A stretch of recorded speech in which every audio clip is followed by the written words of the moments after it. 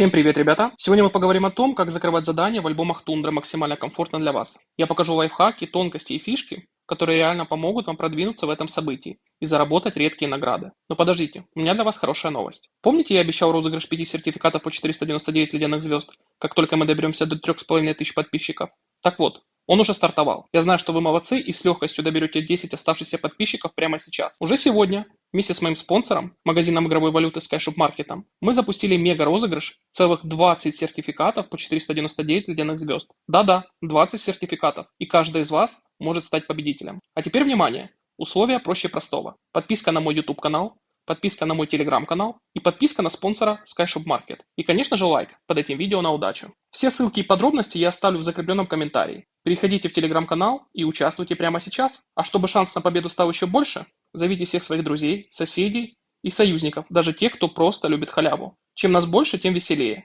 И тем скорее мы добьемся новых целей. А теперь присаживайтесь поудобнее, ставьте чай или горячий какао и поехали разбирать самые крутые лайфхаки по альбомам Тундры. Сегодня попробуем вместе разобраться во всех нюансах, а также обсудим лайфхаки для получения фрагментов цен, которые помогут вам закрывать коллекции. Честно скажу, я сам пока не активно занимался добычей карточек и ограничился только теми наградами, которые были доступны с самого начала события. И причина довольно простая, немного странная. Я полностью сосредоточился на участии в мероприятии «Король Ледяного поля». И уже как пару дней я столкнулся с дефицитом ресурсов. Да-да, именно стандартных ресурсов. Мяса, дерева, угля и железа. Я уже ранее говорил, что копил ресурсы почти 3 месяца, потому что конкуренция на моем сервере очень большая. И в этот раз я решил всерьез побороться в данном событии. Можете прямо сейчас поставить видео на паузу и сравнить конкуренцию на своем сервере. Я уверен, у большинства она будет значительно ниже. Но ближе к делу. В этот раз я столкнулся с огромной нехваткой дерева при переводе лучников с 10 на 11 уровень. Я уже несколько поколений подряд не прокачиваю лучников.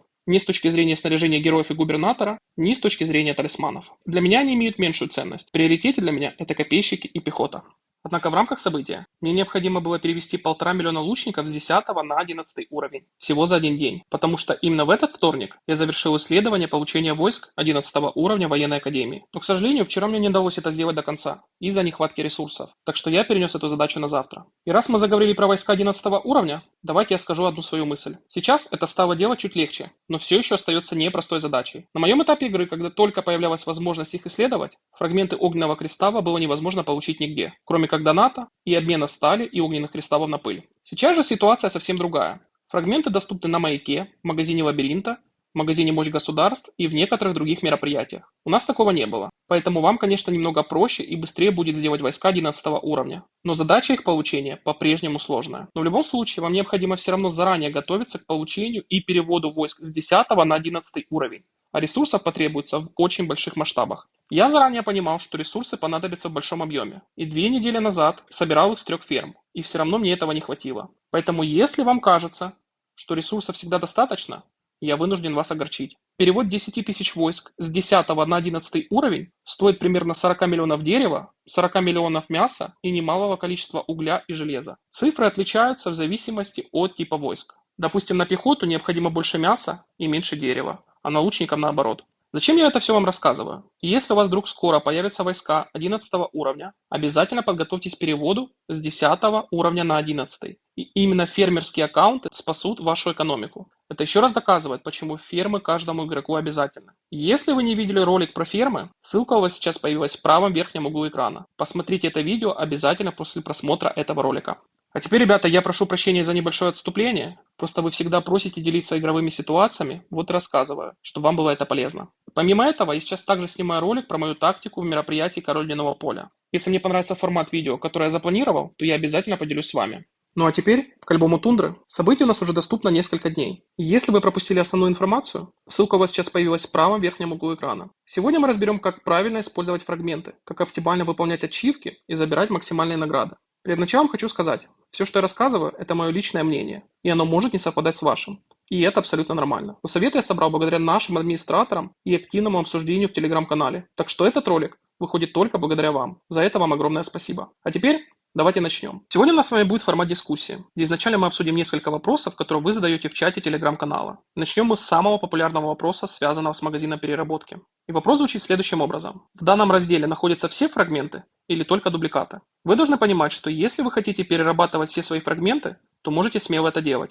потому что в этом разделе находятся только дубликаты. Если у вас есть незавершенные коллекции, нужные фрагменты никуда не исчезнут. В переработке отображаются лишние фрагменты, которые вам больше не понадобятся. Помимо этого, напоминаю стоимость переработки каждой карточки. Цену вы сейчас видите на экране. Отдельно хочу отметить, пятизвездочные фрагменты можно смело перерабатывать, так как их обменять в разделе торговли Альянса невозможно. И теперь давайте перейдем ко второму частому вопросу. Какие фрагменты лучше брать за счет переработки? Редкие или мифические?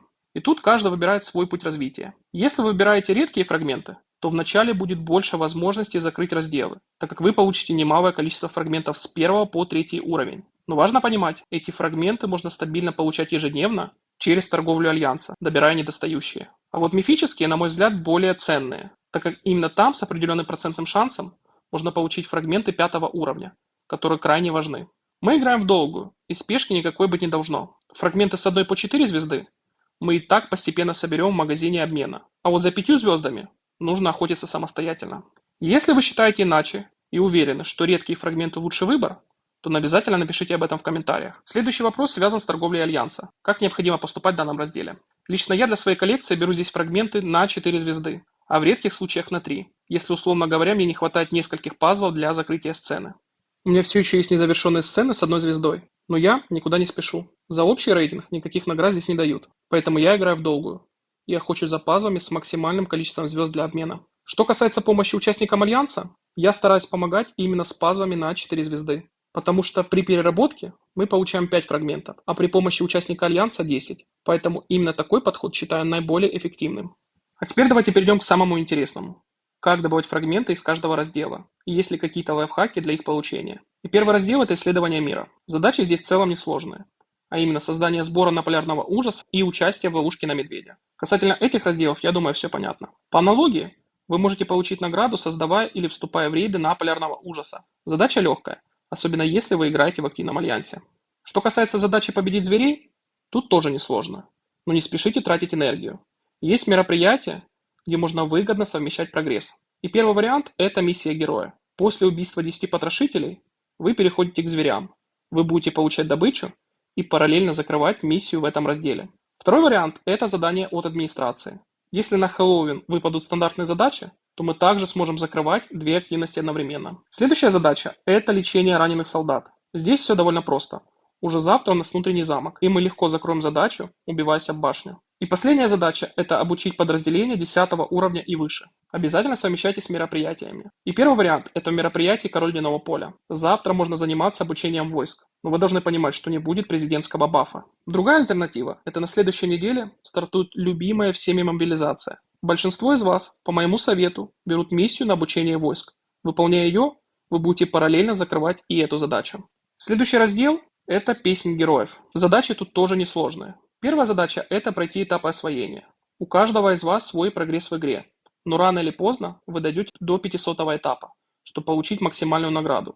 Ориентировочно у вас это получится сделать на 7 поколении героев. Следующие 3 задания также простые. Получение мифического героя до 5 звезд, получение великого героя до 5 звезд и получение 20 героев. Эта миссия обычно закрывается автоматически по ходу игры. И теперь давайте поговорим о задаче с использованием великого и продвинутого найма. Ключи на сегодняшний день лучше использовать в 2 мероприятиях. Это Блики Зари и ивенты от администрации. Спешить здесь совершенно не нужно. Дождитесь одного из этих событий и используйте ключи в рамках него, чтобы одновременно закрыть и это задание. Следующий раздел – Возрожденное пламя. Здесь задачи максимально простые, а именно поднять топку до 30 уровня, собирать ресурсы, делать ежедневный вход и проводить разведывательные миссии. Касательно этих миссий, думаю, все понятно. Дополнительно объяснять нечего. А вот в разделе «Публикация приказов губернатора» есть небольшой лайфхак. Наша задача – опубликовать как можно больше приказов. Мы с вами и так ежедневно комбинируем 3 приказа, связанные с добычей ресурсов. Это срочная мобилизация, продуктивный день и поспешная работа.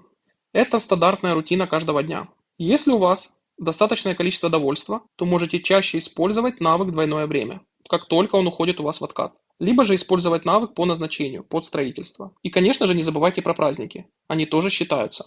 А теперь давайте поговорим про комплексный уход. Его нельзя просто так активировать. В городе должны быть заболевшие. И чтобы целенаправленно получить заболевших, вам необходимо: первое – это отключить топку.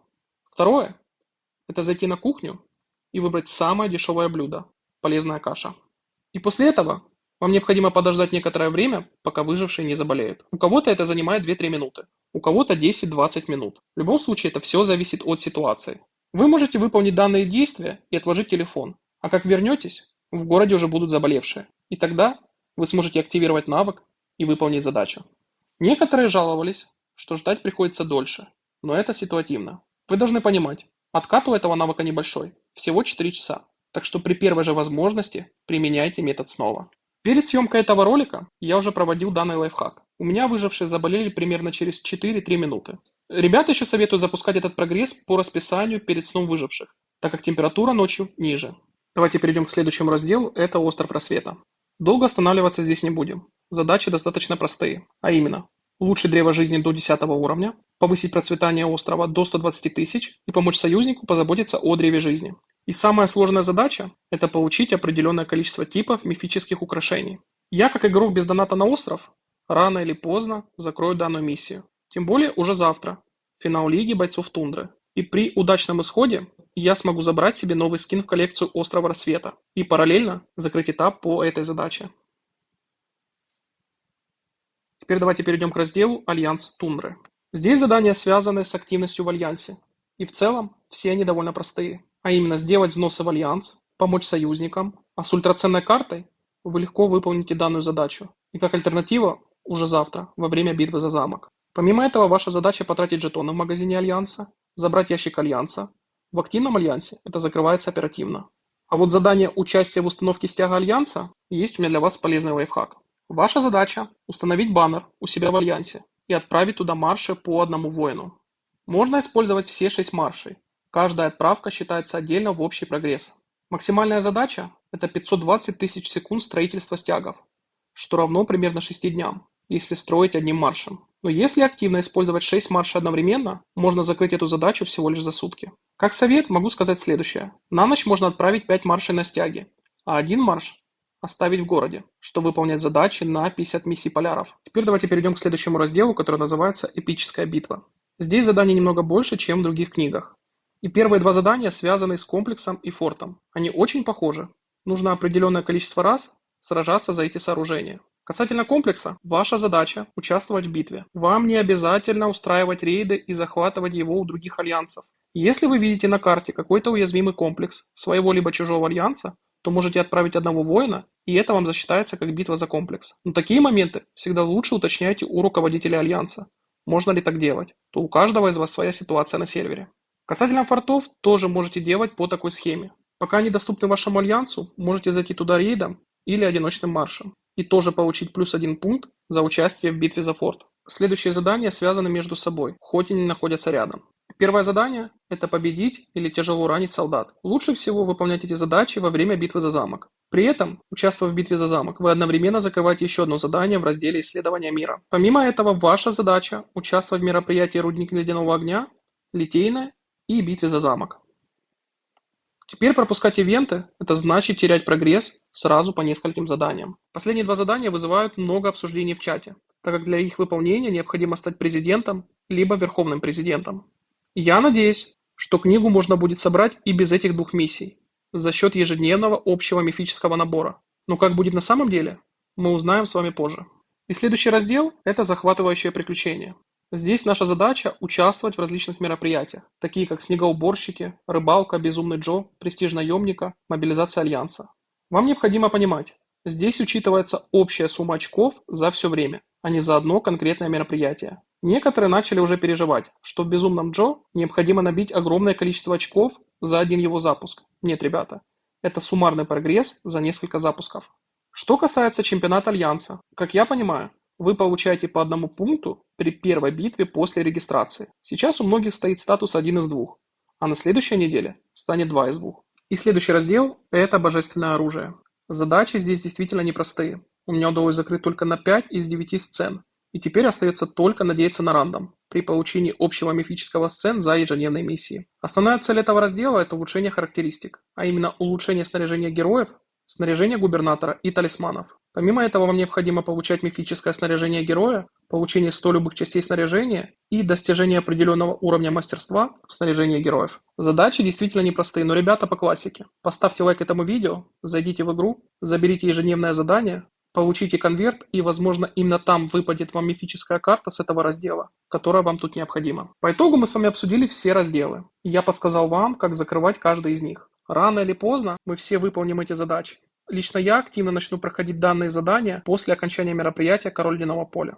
Что касается увеличения разделов, то, думаю, это неизбежно. Администрация будет расширять систему. А вот касательно доступности этого раздела для новичков, пока однозначно сказать не могу. Все зависит от уровня топки или от количества дней жизни сервера. В любом случае, я уже уточнил этот вопрос у администрации. И как только получу ответ, а именно когда стартует данное мероприятие, то обязательно расскажу об этом в чате телеграм-канала. Как я уже говорил вам ранее в предыдущем ролике, за это мероприятие я ставлю администрации большой плюс, поскольку здесь мы можем получать дополнительные награды, которые точно лишними не будут. Но, как я вам говорил неоднократно, не спешите, сломя голову, выполнять все задания. Старайтесь совмещать их с приоритетными событиями. Так вы получите максимальную выгоду. Ну что, ребята, надеюсь, эти лайфхаки реально помогут вам закрыть альбомы тундры максимально профитно. Если узнали что-то новое, обязательно напишите об этом в комментариях. Помимо этого, напишите, какие приемы используете вы, и поставьте лайк этому видео, чтобы поддержать канал. Не забывайте, прямо сейчас идет розыгрыш целых 20 сертификатов по 499 ледяных звезд. Ссылки и условия в закрепленном комментарии. А я вам напомню, что участвовать довольно-таки просто. Необходимо подписаться на мой YouTube-канал, Telegram-канал и на спонсора SkyShop Market. И, конечно же, зовите друзей, союзников и всех игроков из вашего альянса. Пусть тоже участвуют, ведь шансы на победу реально огромные. А я уже готовлю новые для вас гайды, обзоры и секретные фишки. Так что не пропустите следующее видео. На сегодня все, ребята. Всем спасибо за просмотр, всем пока-пока.